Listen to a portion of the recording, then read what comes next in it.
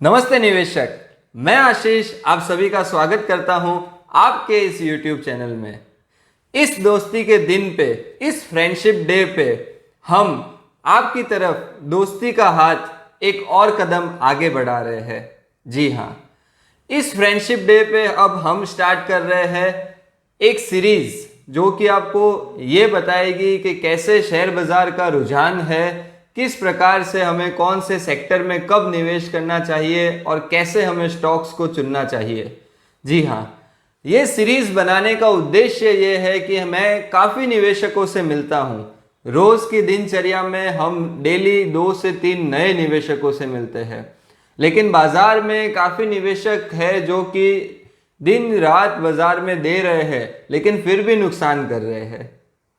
कभी शर्मा जी की सुन ली, कभी अग्रवाल जी की सुन ली, कभी जैन साहब क्या कह रहे हैं वो सुन ली, लेकिन फिर भी साल के एंड में जब सीए को हम हमारा रिटर्न देते हैं, प्रॉफिट एंड लॉस का स्टेटमेंट देते हैं, तो वहां पे हमारा नेट प्रॉफिट एंड लॉस में लॉस ही क्यों दिखता है।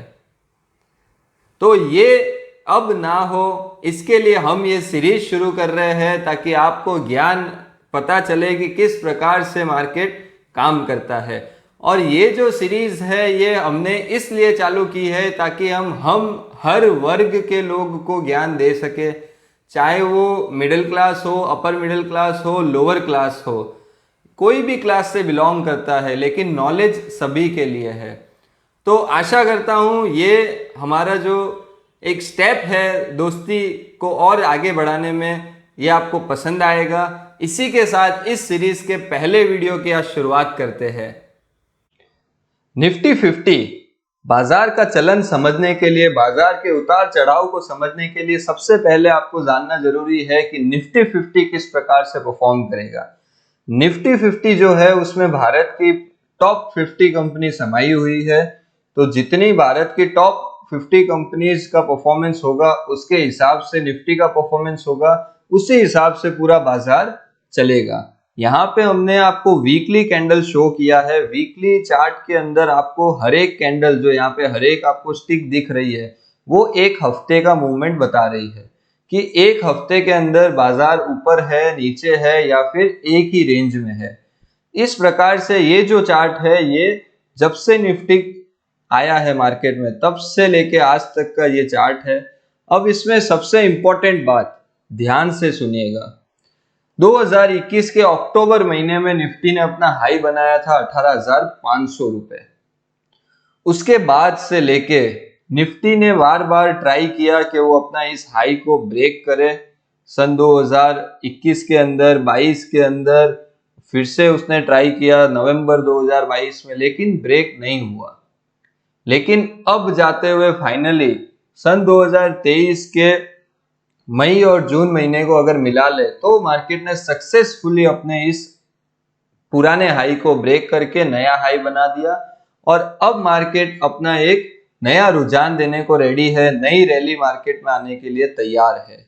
अब करंट मार्केट में भी अगर लास्ट वीक के मूवमेंट को देखें तो उसके लिए हमको डेली चार्ट पे जाना पड़ेगा। डेली चार्ट में आपको मार्केट की जो रोज की गतिविधियां है वो देखने को मिलेगी। हालांकि आप जितना बड़ा चार्ट लोगे उतना ज्यादा आपके लिए क्लियर होगा।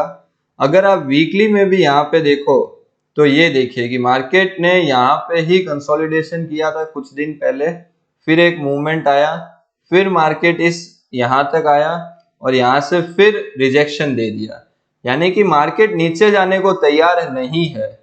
वो क्यों तैयार नहीं है उसका एक सबसे बड़ा कारण जो है वो ये है, जो ये 2 साल से जो कंसोलिडेशन चल रहा है वो कंसोलिडेशन की वजह से मार्केट के अंदर टाइम करेक्शन आया है।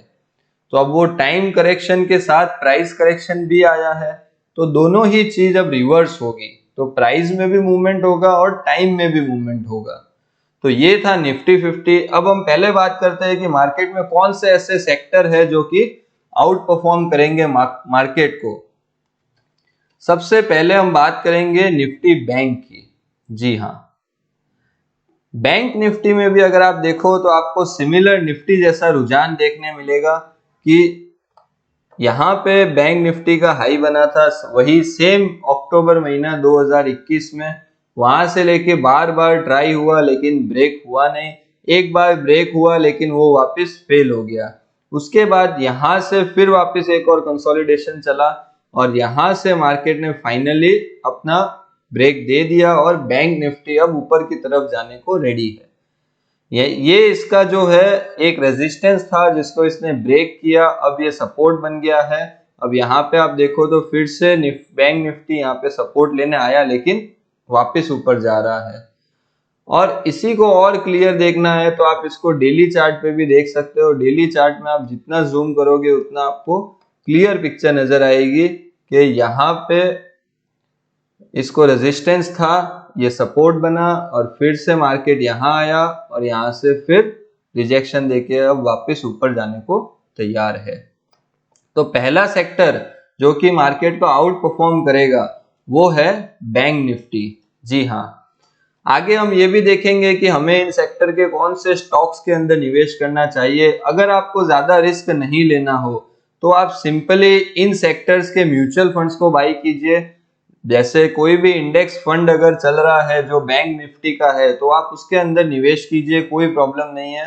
आप कम रिस्क के साथ ज्यादा पैसा बना पाओगे। अब सेकेंड सेक्टर जो है वो है निफ्टी फार्मा।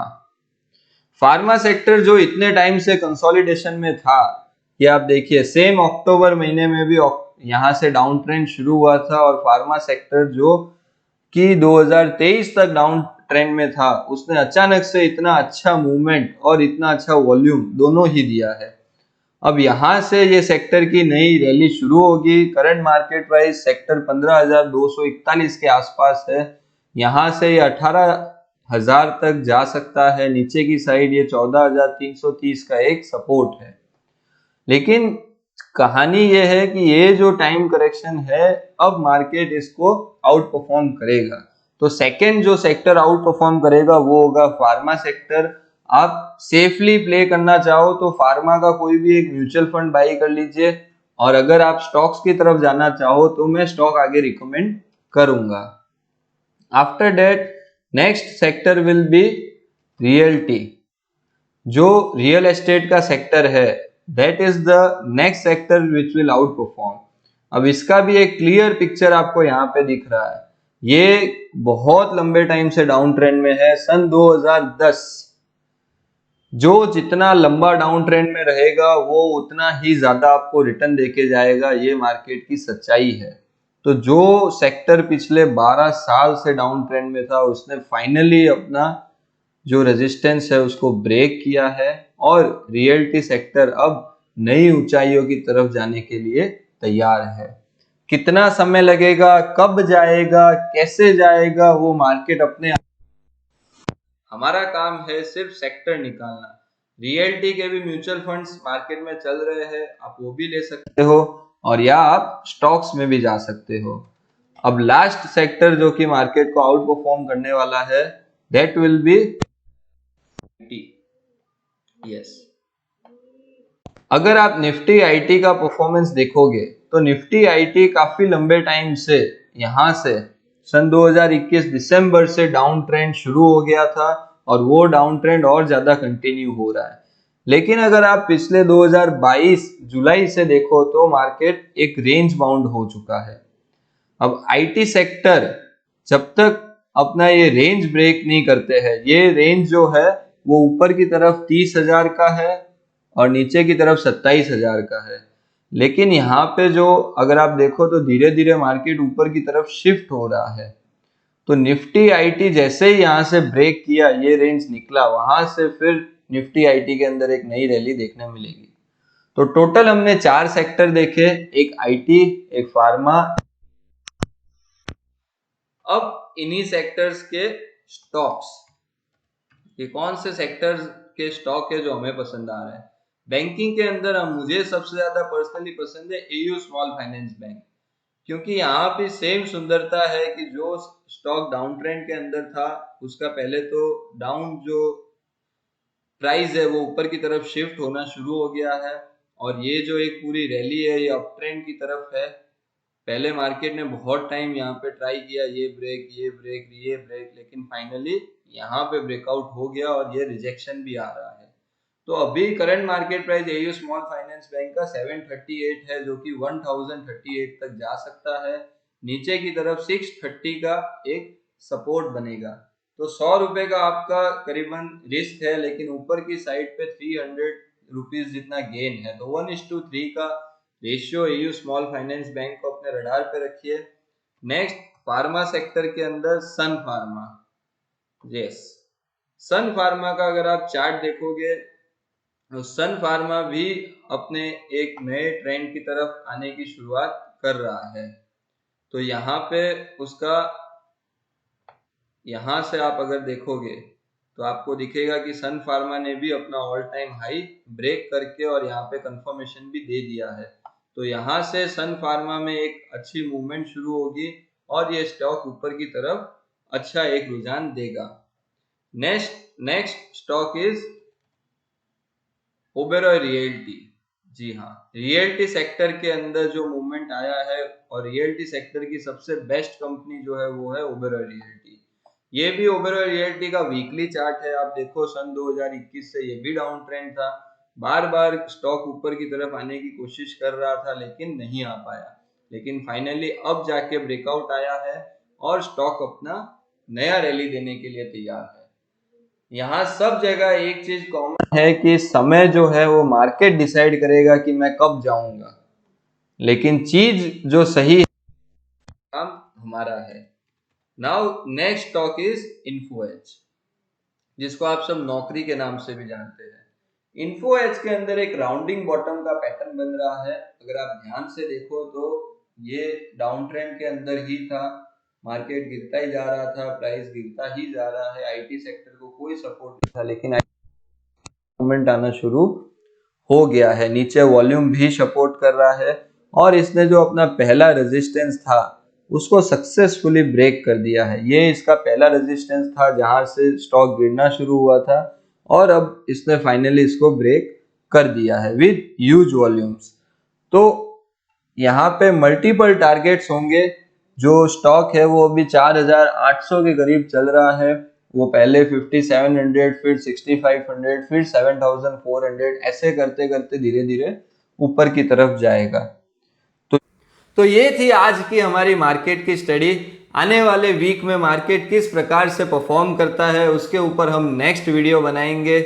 तो इस वीडियो को आप अपने दोस्तों के प्रति शेयर जरूर कीजिएगा, क्योंकि आज फ्रेंडशिप डे है। तो जो आपके फ्रेंड्स मार्केट में लॉस कर रहे हैं वो लॉस से बाहर आए और प्रॉफिट की तरफ अपना कदम बढ़ाए, ये आशा करता हूं कि आप जरूर से शेयर करोगे। वीडियो को लाइक कीजिए, सब्सक्राइब कीजिए चैनल को, ताकि आप आने वाली पूरी सीरीज का फायदा उठा सके। और कोई भी सवाल है तो वो हमें ज़रूर से आप कमेंट में पूछिए, हम हमारी तरफ से पूरी कोशिश करेंगे कि आपका सवाल का जवाब मिले। धन्यवाद।